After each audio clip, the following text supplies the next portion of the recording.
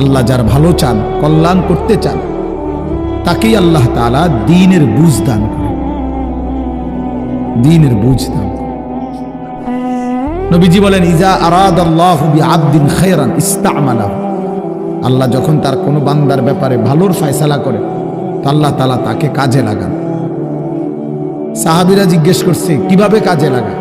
কাইফা ইস্তা'মিলুহু, হে আল্লাহর রাসূল, আল্লাহ তাকে কাজে লাগান কিভাবে?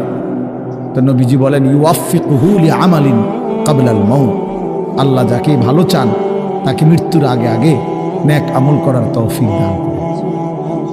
এটাই তার কাজে লাগাইছে যে ঠিক আছে, তোমারে দিয়ে আমি আমার সিজদা দেওয়া, তোমারে দিয়ে আমি আমার ঘরের খেদমত নেব, তোমারে দিয়ে আমি আমার কোরআনের খেদমত নেব। আল্লাহ তাকে আমলের তৌফিক দিয়ে থাকেন। তাইলে এই জন্য বললাম, এটা সব সময় মনে রাখবে।